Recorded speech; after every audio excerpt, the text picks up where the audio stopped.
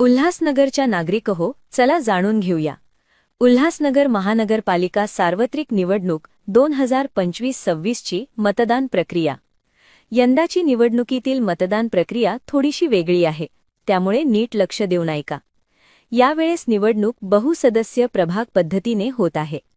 या पद्धतीत शहराची विभागणी मोठ्या प्रभागांमध्ये करण्यात आली असून प्रत्येक प्रभागातून एकाऐवजी 4 किंवा 3 सदस्य निवडले जातील.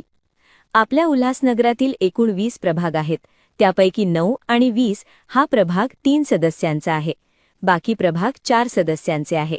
त्यामुळे सगळं प्रभागातील मतदारांनी अ, ब, क, ड अशी 4 मते द्यायची आहेत आणि प्रभाग 9 आणि 20 मधील मतदारांनी अ, ब, क अशी 3 मते द्यायची आहेत. चला तर आपण जाणून घेऊया मतदान प्रक्रिया कशी असेल. प्रभागातील अ, ब, क व ड अशा प्रत्येक जागेसाठी मतदान यंत्रावर मतपत्रिकांचा रंग वेगवेगळा असेल. अ साठी फिका पांढरा, ब साठी फिका गुलाबी, क साठी फिका पिवळा व ड साठी फिका निळा. तुम्ही अ मधील उमेदवारासमोरचे बटन दाबाल तेव्हा त्यासमोरील लाल दिवा पेटेल. तसेच ब, क व ड मधील उमेदवारासमोरील बटन दाबाल तेव्हा त्यासमोरील लाल दिवा पेटेल. जेव्हा सर्व जागांसाठी मतदान पूर्ण कराल तेव्हा शेवटी बीप असा आवाज येईल. बीप आवाज आला म्हणजे तुमची मतदान प्रक्रिया पूर्ण झाली. जोपर्यंत बीप असा आवाज येत नाही तोपर्यंत तुमची मतदान प्रक्रिया पूर्ण झाली नाही असे समजावे. महत्त्वाचे म्हणजे तुम्हाला अ, ब, क व ड या प्रत्येक जागेसाठी स्वतंत्र मत द्यायचे आहे.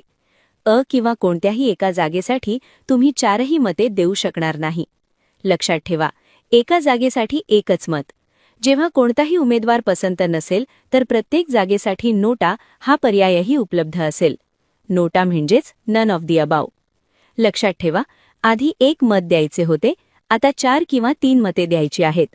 मतदानाची तारीख खालीलप्रमाणे: गुरुवार 15 जानेवारी 2026 आणि मतदानाची वेळ आहे सकाळी 7:30 ते सायंकाळी 5:30 वाजेपर्यंत. मतदान करून लावू बोटावर शाई, करूया सक्षम आपली लोकशाही.